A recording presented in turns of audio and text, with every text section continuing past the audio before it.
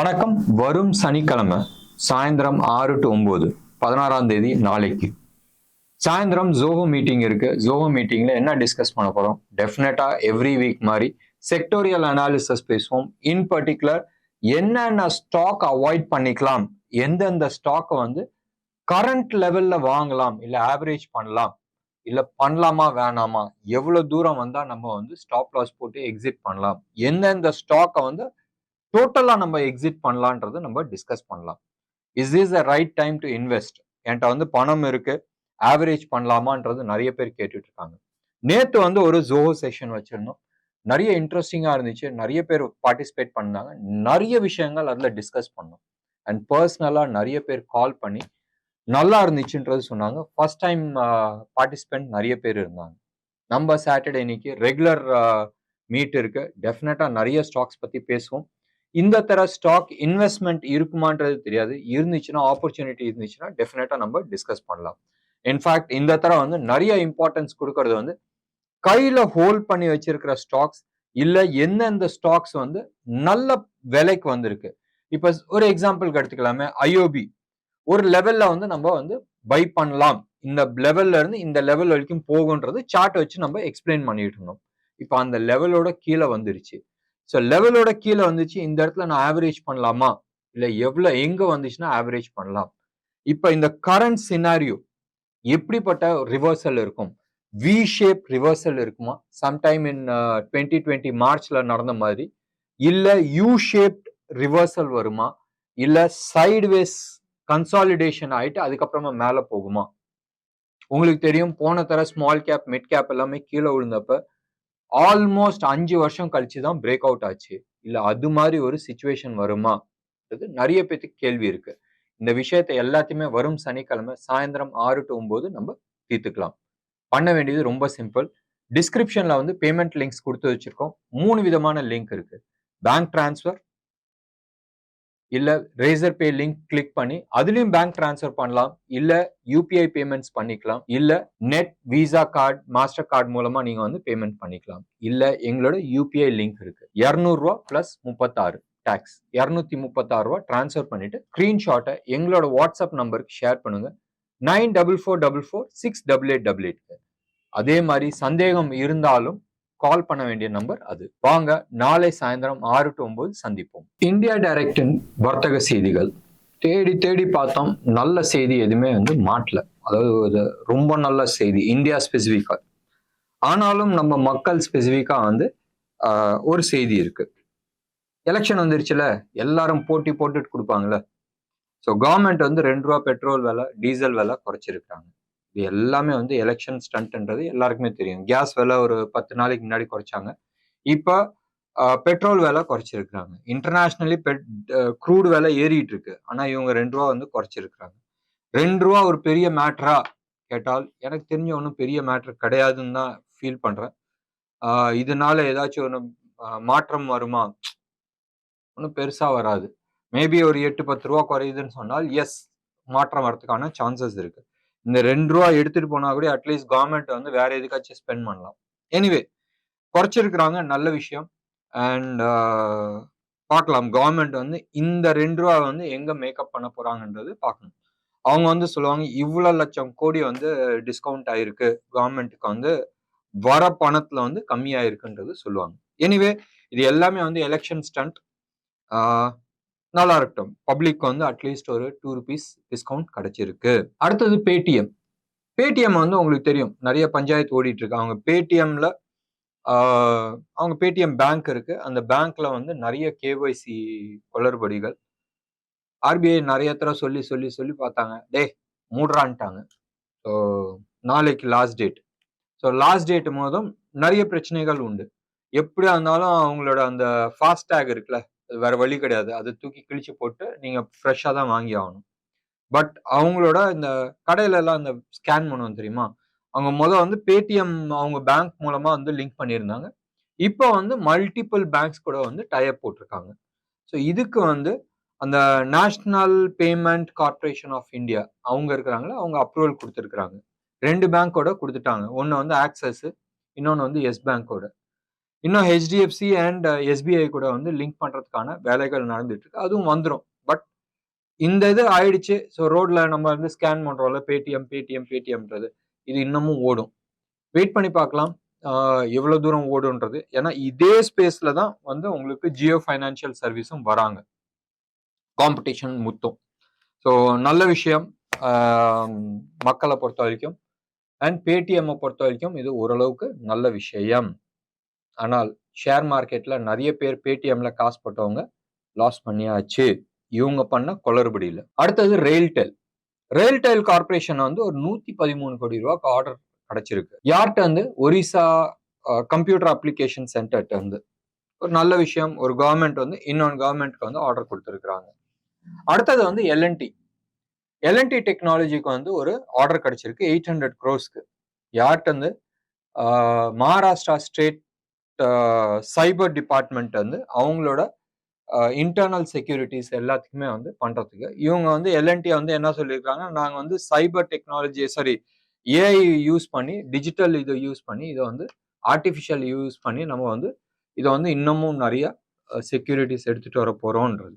இன்னைக்கு சைபர் செக்யூரிட்டின்றது ஒரு மேஜர் கன்சர்ன். இன்டர்நேஷனலி நிறைய அட்டாக்ஸ் நடந்துட்டு இருக்கு. நம்ம ஊர்ல இருக்கிற government records, government website, payment ways இது எல்லாமே வந்து செக்யூர் பண்ணி ஆகணும். ஸோ பெரிய பிஸ்னஸ் இன்னைக்கு டேட்ல வந்து it is one of the best பிஸ்னஸா வந்து போயிட்டு இருக்கு. மகாதேவ் பெட்டிங் ஆப், அதை பத்தி இன்னைக்கு வந்து நிறைய செய்திகள் இருக்கு.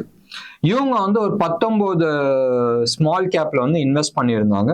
அந்த 19 ஸ்மால் கேப்பையும் போட்டு மிதிக்கிறாங்க. க்ளோஸ் டு அபவுட் 37% ஒவ்வொரு ஷேர்லயும் வந்து காலியா இருக்கு. இது வந்து ஒரு பெரிய ஸ்கேண்டல். அது வந்து பெட்டிங் ஆப் ஒரு 5,000 கோடின்றது அஃபிஷியல் ஃபிகர். அன்அஃபிஷியல் ஃபிகர் ஜாஸ்தி இருக்குன்றாங்க. 40-50,000 கோடி இன்வால்வ் இருக்குன்றாங்க. அந்த கேஷ் பினாமி பேர்ல ஸ்டாக் மார்க்கெட்ல வந்து இருக்கு. ப்ரிடாமினன்ட்லி ஸ்மால் கேப், மிட் கேப்ல அண்ட் நம்ம எஸ்எம்இ ஸ்டாக்ஸ்லாம் இருக்குல்ல, அந்த இதுல வந்து நிறைய இன்வெஸ்ட் பண்ணி நிறைய மேனிப்புலேட் பண்ணதாக ஒரு பேச்சு. எப்பயுமே வந்து ரன்னிங் இதுல வந்து இன்வெஸ்ட் பண்றதுல தப்பு கிடையாது, இல்லைன்னு நான் சொல்லு. பட் ஞாபகம் வச்சுங்க, அது ஏன் ஸ்டாக் மேல ஏறுது, கம்பெனி என்ன பண்ணுது, வால்யூம் என்ன இருக்குன்றது நீங்க பார்க்க வேண்டிய ஒரு விஷயம். நிறைய ஸ்டாக்ஸ் வந்து வித்தவுட் வால்யூம் வந்து ஏறிட்டு இருக்கும் போதும் இன்வால்வ் ஆகிறத வந்து அவாய்ட் பண்ணீங்க. அகெயின் நிறைய பேர் வந்து செபி ரிஜிஸ்டர்ட்ன்றது இதை பார்க்கணும். இதை வந்து it's more of a cheating case. But SEBI registered இல்லையோ அது வேற விஷயம். இது உங்களோட பணம். ஸோ நீங்க உங்களோட இன்வெஸ்ட்மெண்ட் ஜாக்கிரதையா பார்த்துக்கணும். செபி ஒன்றும் பெருசா ஒன்றும் பண்ணாது. யாராச்சும் ஒருத்தர் ஃப்ராட் பண்ணியிருக்காங்க, அவங்க சிபி ரிஜிஸ்டர்னா அவனை பேன் பண்ண போறாங்க, அவ்வளவுதான். நீங்க எடுத்து பாருங்களேன், சென்னையில வந்து ஐஎஃப்எஸ்ன்னு சொல்லிட்டு ஒரு கம்பெனி இருந்துச்சு. அஃபிஷியலா வந்து 8,000 கோடின்றாங்க.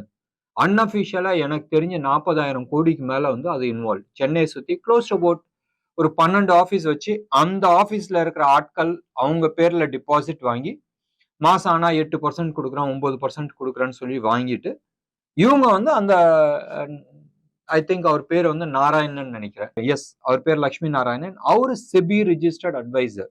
செபி என்ன பண்ணுச்சு, பொதுமக்களோட எத்தனை கேஷ் போச்சு. ஸோ ஞாபகம் வச்சுங்க, பணம் உங்களுது. ஸோ நீங்க உங்க பணத்தை வந்து ஜாக்கிரதையா வந்து மேனேஜ் பண்றது ஒரு முக்கியமான விஷயம். மறுபடியும் நான் சொல்றேன், அடிக்கடி நான் சொல்லிட்டு இருக்க விஷயம், நான் சிபி ரிஜிஸ்டர்ட் அட்வைசர் கிடையாது. நான் என் நாலேஜ் பேஸை டிரான்ஸ்ஃபர் பண்றேன், இன்ஃபர்மேஷன்ஸ் டிரான்ஸ்ஃபர் பண்றேன். அதை பேஸ் பண்ணி உங்களால ஏதாச்சும் பண்ண முடிஞ்சிச்சுன்னா பண்ணீங்க. குட். அடுத்தது வந்து நம்ம ஃபைனான்ஸ் மினிஸ்டர் வந்து சொல்லியிருக்கிறாங்க, உலகம் எங்கும் பயங்கர வந்து டர்புலண்டா இருக்கு இண்டஸ்ட்ரி. உலகத்துல இருக்கிற எல்லா இடத்துலயுமே வந்து பயங்கரமான வந்து ஒரு ஆட்டம் போட்டுட்டு இருக்கு. இதுல வந்து இந்தியா விதி விலக்கு சொல்லியிருக்கிறாங்க. எனக்கு தெரிஞ்சு அவங்க லாஸ்ட் 2 நாளா இல்ல 4-5 நாளா இந்தியன் ஸ்டாக் மார்க்கெட்டை பார்க்கலன்னு நினைக்கிறேன். அதனால இவங்க பேசிட்டு இருக்காங்க. அவங்க ஏதோ ஒரு பிஸில இருக்கிறாங்க. ஸ்டாக் மார்க்கெட்டை பார்த்திருந்தா நிச்சயமா இந்த மாதிரி வார்த்தை சொல்லியிருக்க மாட்டாங்கன்றது என் கருத்து. எனிவே அவங்க சொல்லி இருக்கிறாங்க, நான் வந்து உங்களுக்கு நியூஸ் கொடுத்திருக்கிறேன். இந்தியாவோட ட்ரேட் டெபிசிட் பிப்ரவரி மாசம் வந்து ஜாஸ்தியா இன்க்ரீஸ் ஆயிருக்கு. $18.7 பில்லியன் வந்திருக்கு. சராசரியா வருஷத்துக்கு வந்து ஒரு $60 பில்லியன் நம்மளது ட்ரேட் டெபிசிட் இருக்கு. ப்ராபப்ளி அடுத்த ஒரு 3-4 வருஷத்துல வந்து அட்லீஸ்ட் ஒரு 5 வருஷத்துல வந்து நம்ம சர்ப்ளஸ்ல வந்துருவோம் நினைக்கிறேன். பார்க்கலாம். இப்பயே நீங்க பாருங்களேன், இந்தியா வந்து நிறைய இம்போர்ட் சப்ஸ்டியூட் ப்ரொடக்ஷன் வந்து இந்தியாவில் வந்து பண்ணிட்டு இருக்காங்க. லாபம் இங்க இருந்து போக முடியும், பட் ப்ரொடக்ஷன் இங்க வந்து நடக்கிறதுக்கான வாய்ப்புகள் இருக்கு. பார்க்கலாம், ட்ரேட் டெபிசிட் ஆச்சுன்னா நல்ல விஷயம்தான். இந்தியா வந்து ஒரு நியூ அப்ரூவல் கொடுத்துருக்குறாங்க, அதாவது எலக்ட்ரிக் வெஹிக்கிள்கான விஷயம். இந்த டெஸ்லா கம்பெனி எல்லாம் வந்து என்ன சொல்லிட்டு இருந்துச்சுன்னா, அப்பா நான் வந்து இந்தியாவை டெஸ்ட் பண்ணோம், அதுக்கப்புறமா நான் வந்து இங்க ஃபேக்டரி போடுறேன், இமீடியட்டாலாம் நான் போட மாட்டேன், நான் சைனால இருந்து இல்ல யூரோப்ல இருந்து நான் வண்டி இம்போர்ட் பண்ணிக்கிறேன், எனக்கு வந்து சப்சிடரி கொடு, அதாவது இம்போர்ட் டாக்ஸ்ல இருந்து கொஞ்சம் எனக்கு வந்து சலுகை கொடு, ஸோ தட் நான் இங்க டெஸ்டிங் பண்றேன், நல்லா இருந்துச்சுன்னு சொன்னா நான் வந்து இங்க ஃபேக்டரி போடுறேன். அதெல்லாம் முடியாதுன்ற மாதிரி கவர்மெண்ட் வந்து சொல்லிட்டு இருந்துச்சு. இப்ப ஒரு நியூ பாலிசிஸ் எடுத்துட்டு வந்திருக்காங்க. மினிமம் கமிட்மெண்ட், அதாவது 2 வருஷத்துக்குள்ள வந்து 4150 கோடி ரூபாய் நீ இந்தியாவில் இன்வெஸ்ட் பண்ண போறன்றது ஒரு கமிட்மெண்ட் கொடுக்குற.